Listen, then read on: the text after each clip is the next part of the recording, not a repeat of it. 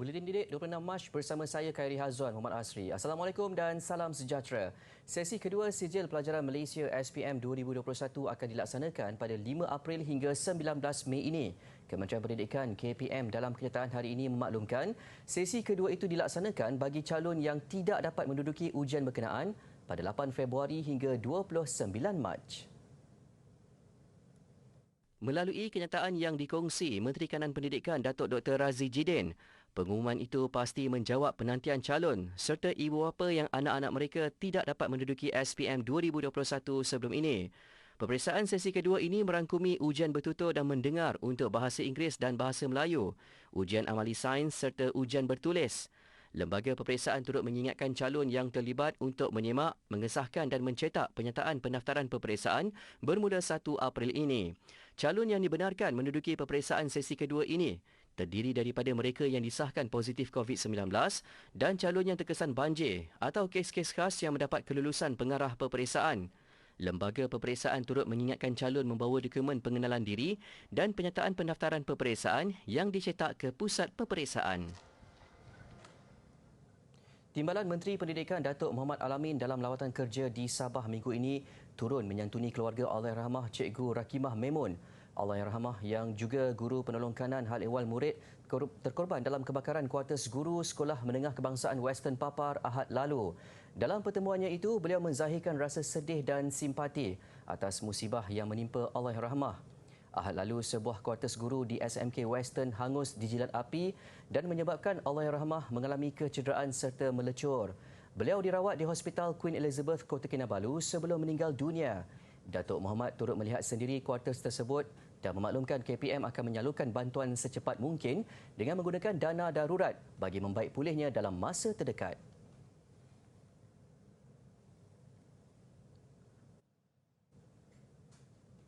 Jika pekerjaan mekanik sesuatu yang biasa didengari, bagaimana pula dengan biomekanik? Kepakaran dalam dua bidang berbeza iaitu fizik dan biologi menghasilkan profesion unik iaitu biomekanik yang mengkaji daya dalaman dan luaran yang bertindak ke atas tubuh atlet serta kesan daripada pergerakan daya itu. Segmen Kerjaya kali ini mengupas peranan dan skop kerja sebagai biomekanik sukan. Berkhidmat di Pusat Biomekanik Sukan Institut Sukan Negara ISN, Chok Chuen Liang berpengalaman selama 7 tahun dalam menganalisis pergerakan atlet mengikut sukan-sukan tertentu. Minat mendalam dalam bidang sukan membuatkan Chuen Liang menukar profesion daripada jurutera kepada pegawai biomekanik sukan.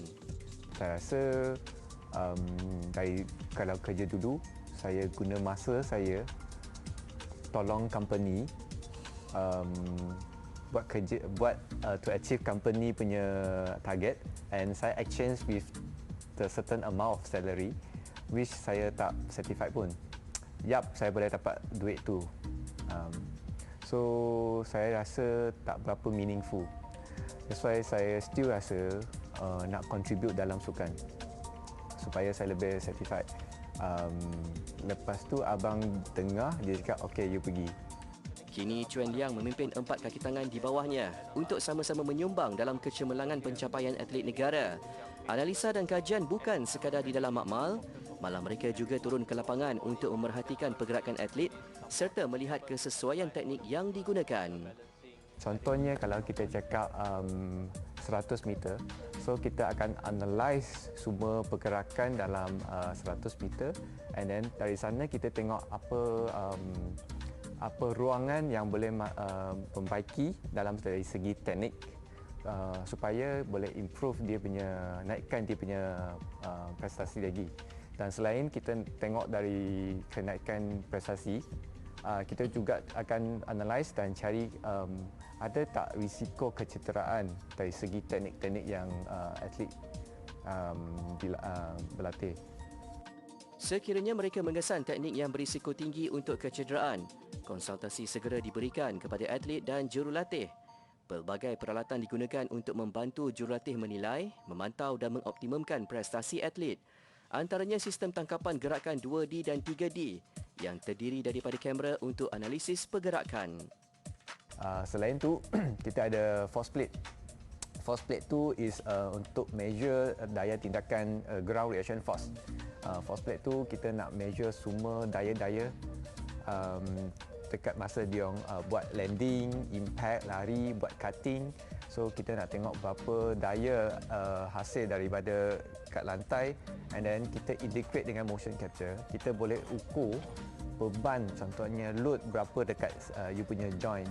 Let's say knee joint. Kalau teknik ni you buat macam ni, berapa force masuk dekat knee. Bukan mudah untuk mempraktikkan teori kepada praktikal.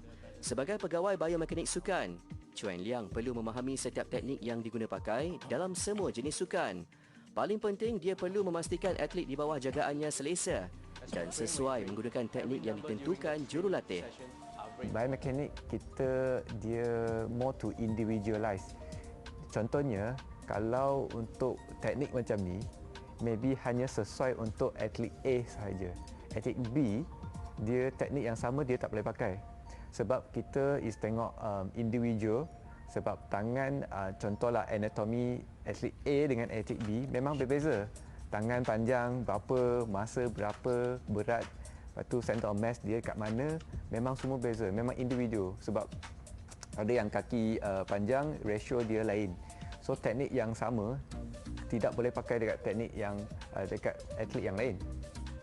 Kepuasan yang paling bermakna tentunya apabila atlet di bawah tanggungjawabnya meraih kejayaan cemerlang dalam pertandingan berprestij. Antaranya kejayaan atlet para Boni Bunya Gustin merangkul pingat emas pertama di Tamasya Paralimpik Tokyo serta kejayaan Jong Yi Ki meraih pingat perak dalam sukan sama. Pengalaman selaku pemain dan jurulatih menjadi titik tolak buat legenda badminton negara Datuk Rashid Siddiq menterjemahkannya dalam bentuk modul asas kejurulatihan badminton. Modul yang diusahakan bersama Fakulti Pendidikan UiTM Puncak Alam itu merangkumi pelbagai aspek yang boleh diaplikasikan oleh bakal guru-guru pendidikan jasmani di sekolah nanti. Pencapaian meraih pingat gangsa pada Sukan Olimpik Atlanta 1996 dan juara Piala Thomas 1992 memberi cetusan idea buat Datuk Rashid berkongsi ilmu. Ditambah pula pengalaman selaku jurulatih yang pernah membimbing perseorangan lelaki negara Liu Darren, Chong Wei Feng dan pemenang pingat emas Sukan Paralimpik Tokyo 2020 Chia Liat Hu.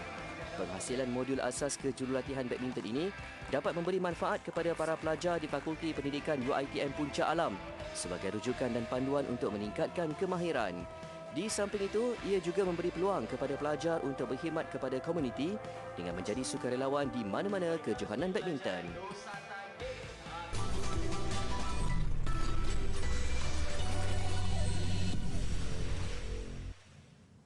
Kembali di Buletin Didik. Berjauhan dari keluarga tercinta dan bertemu semula pada Majlis Convocation menyulam detik indah buat graduan cemerlang yang juga penerima 2 anugerah khas di Universiti Antarabangsa Al-Bukhari AIU Al-Usta Kedah.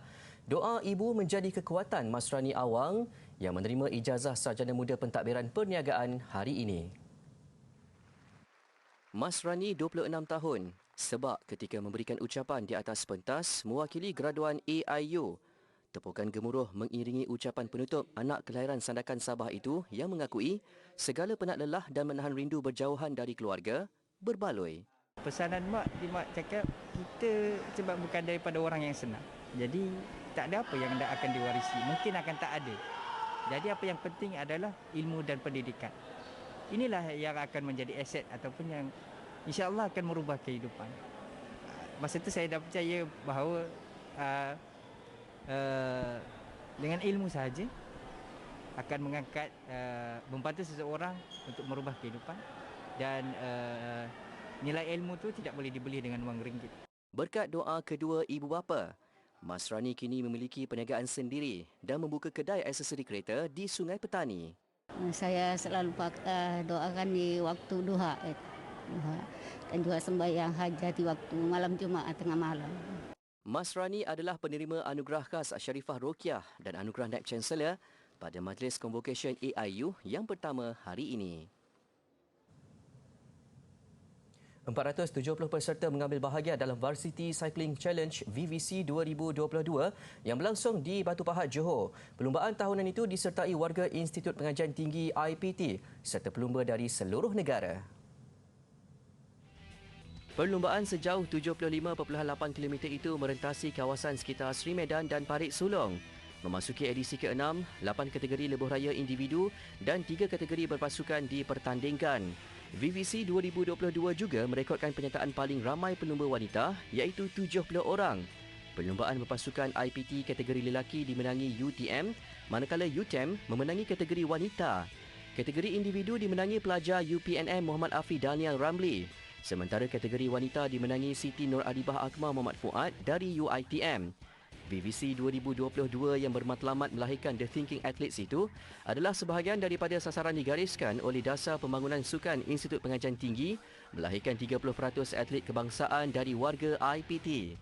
Melalui majlis yang sama, Menteri Pengajian Tinggi Datuk Seri Nuraini Ahmad turut merasmikan LITU di IPT 2023. Ia adalah kejohanan sukan berbasikal berprestasi tinggi sebagaimana LITU di Langkawi atau Jelajah Malaysia yang bakal membawa para peserta merentasi seluruh negara.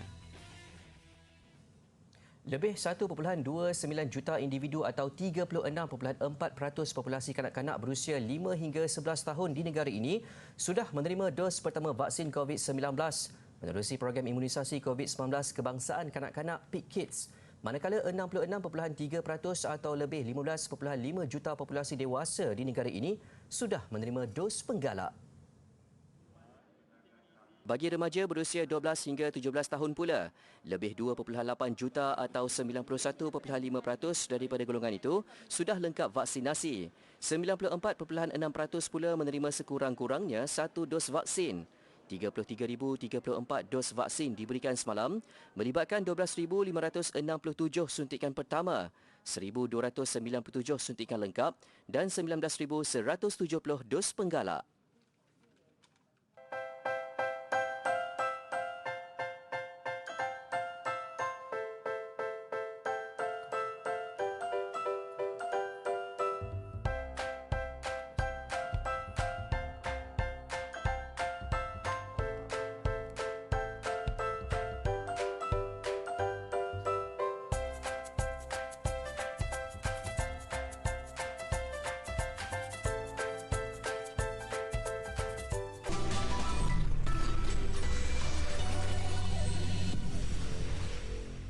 Tradisi melaga WOW yang bermula hampir 50 tahun lalu kini dihidupkan kembali dengan pertandingan WOW Patak Belah Laga.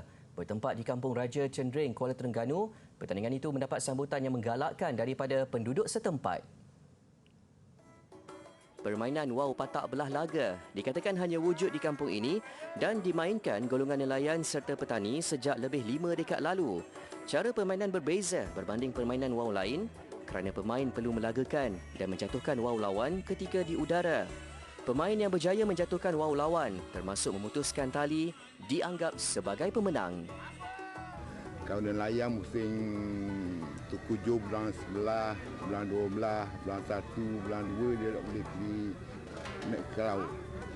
Ini hobi dia ni lah, main WOW. Pasal zaman dulu dia macam tali WOW ni, dia tak payah beli dah pasal dia tali pacing dia. Hobi dia main WOW lah. Golongan muda di kampung ini turut mengasah bakat dengan menyertai permainan WOW Patak Belah Laga walaupun dilihat agak sukar dan memerlukan kemahiran tinggi. Untuk saya mengingati semula kenangan yang lama-lama dulu. Sewaktu saya masa kecil, saya dah belajar untuk main WOW Patak Belah Laga ni. Yang uniknya biasa orang laga ayam kat bawah. Kita layan laga kat atas. Tiap-tiap musim terkujuh kita main WOW. Daripada bulan 11 hingga bulan 3 last. Jadi kita main WOW, kita tak main macam orang lain musim angin slow. Kita main angin kuat. Penduduk berharap kerajaan negeri dapat mempromosi aktiviti ini, seterusnya menjadikannya produk pelancongan agar tradisi ini tidak pupus ditelan zaman. Taman bunga terbesar di Belanda dibuka semula selepas 2 tahun ditutup akibat pandemik. Kebiasaannya Keukenhof menerima ratusan ribu pengunjung dari serata dunia setiap kali musim bunga. Mereka mahu menikmati sendiri jutaan bunga segar, khususnya bunga kebangsaan Belanda tulip yang ditanam meluas di situ. Hamparan pelbagai jenis bunga dan warna begitu indah menghiasi seluruh Keukenhof. Terletak di Lisse lebih 40 km dari Amsterdam, taman ini berkeluasan 32 hektar dengan lebih 7 juta jenis bunga ditanam setiap tahun.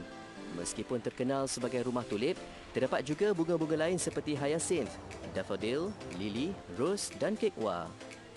Yeah, we're glad to be here from the United States, and it's good to be traveling again. And I guess this is the second day that the flower park is open, and it's gorgeous seeing all the beautiful flowers. It's really good to come out again in such a beautiful place like this. I've not travelled for a long time because of the last couple of years, obviously because of the pandemic. So yeah, to be in an open space with something that's very beautiful. It's a very beautiful place. Sebelum pandemik, Keukenhof hanya dibuka kepada orang awam dari pertengahan Mac hingga Mei setiap tahun.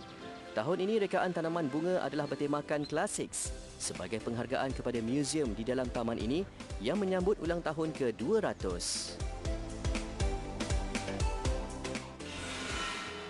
Di London pula, suhu yang semakin meningkat menandakan ketibaan musim bunga. Di St. James Park, lautan kuning terhampar dengan lebih sejuta bunga daffodil berkembang mekar. Setiap tahun kira-kira 18,000 benih ditanam untuk mengekalkan dan memberi kesegaran kepada taman ini. Rekaan hamparan bunga juga memerlukan kreativiti namun mengekalkan tradisi setiap tahun. St. James Park kebiasaannya juga digunakan untuk acara-acara kerajaan rasmi seperti pembarisan sempena ulang tahun kelahiran Ratu England. Dinasti Mughal berpusat di Delhi, India dan memerintah di antara abad ke-16 hingga ke-19. Dinasti Mughal mewah dengan barangan kemas dan dihiasi dengan batu-batu permata yang bernilai seperti berlian, delima dan mutiara. Mari kita lihat contoh kemewahan tersebut dengan artifak kita pada hari ini. Artifak kita adalah sarpeh atau perhiasan turban. Sarpeh bukan sahaja berfungsi sebagai penghiasan turban, malah ianya merupakan salah satu tanda kebesaran, sebuah pengiktirafan pemerintah kepada golongan bangsawan yang sudah berbakti kepada dinasti. Ini merupakan penghiasan turban yang berbentuk satu pelepah. Sarpeh ini dihiasi dengan batu berlian dan batu-batu permata yang lain yang berwarna-warni. Kepentingan sarpeh dapat dilihat pada lukisan mini ini. Lukisan ini memaparkan pemerintah Aurangzeb yang menyampaikan sarpeh kepada pegawainya dan pengiktirafan seperti ini amatlah bernilai, mewah dan meningkatkan status si pemakainya.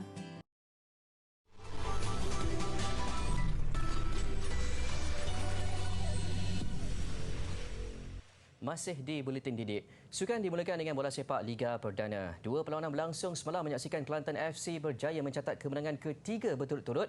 Kali ini menupaskan UiTM FC 3-0. Terengganu FC 2 turut meraih 3 mata selepas mengatasi Perak FC juga 3-0. Berlangsung di Stadium UiTM Shah Alam, Kelantan FC berjaya memperoleh gol pertama hasil jaringan Nur Syamil Abdul Ghani minit ke-28. Pelawat terus sekarang melebarkan kedudukan sebelum rehat. Kali ini giliran Farhan Roslan. 2-0 tamat aksi separuh masa pertama. UiTM FC kembali memperkemaskan rentak permainan. Bagaimanapun ia belum cukup untuk mengekang asakan pelawat. Menyaksikan penyerang import dari Haiti, Kervance Belfort, melengkapkan kemenangan bergaya Kelantan FC. Keputusan 3-0 menyaksikan Kelantan FC kini gah selaku pendahulu Liga dengan 9 mata. Di Stadium Mizan Zainal Abidin, TFC 2 melayan kunjungan Perak FC dan Petrus Shitembi berjaya meletakkan pasukan tuan rumah di depan pada minit ke-22. Perak FC cuba menyamakan kedudukan, namun kekebalan benteng pertahanan TFC 2 gagal dibolosi. Sebaliknya Jordan Mintah menjadikan kedudukan 2-0 minit ke-58. Ia disusuli jaringan Syafiq Ismail minit ke-65 untuk keputusan 3-0 kekal hingga whistle penamat, sekaligus menyaksikan TFC 2 berjaya meraih 3 mata pada aksi pertama musim ini. Hoki Piala TNB 2022. Maybank mengejutkan tenaga nasional Berhad untuk melangkah ke aksi penentuan separuh akhir kedua dengan bekalan kelebihan 1 gol. Mereka menang tipis 2-1 ke atas naib juara Liga Premier Liga Hoki Malaysia MHL musim ini pada separuh akhir pertama di Stadium Hoki Nasional Bukit Jalil semalam. Muhammad Najmi Farizal Jazlan muncul wira Maybank apabila berjaya menewaskan penjaga gol TNB Muhammad Hairi Abdul Rahman 2 kali. Kedua-duanya menerusi gerakan sudut penalti. Selepas buntu pada suku pertama, Maybank mendapat peluang menerusi pukulan sudut penalti minit ke-24 yang tidak disia-siakan oleh Najmi Farizal. Bagaimanapun, skuad kendalian Nur Saiful Zaini bangkit menyamakan kedudukan menerusi pukulan sudut penalti yang disudahkan Muhammad Amirul Hamizan Azhar selepas 7 minit separuh masa kedua bermula. Memasuki suku keempat, satu lagi peluang pukulan sudut penalti yang dimiliki pada minit ke-46 digunakan sebaiknya oleh Najmi Farizal dan gol tersebut memastikan Maybank menutup aksi separuh akhir pertama dengan bekalan kelebihan 1 gol. Separuh akhir kedua antara Terengganu Hockey Team dan UiTM-HA juga menarik apabila kedua-dua terikat satu sama. Turun sebagai pasukan underdog, UiTM-HA terlebih dahulu membuka tirai jaringan menerusi gol gerakan padang Muhammad Faris Ros Fadilah minit ke-8. THT terpaksa menunggu sehingga separuh masa kedua sebelum berjaya membolosi pertahanan UiTM-HA untuk gol penyamaan.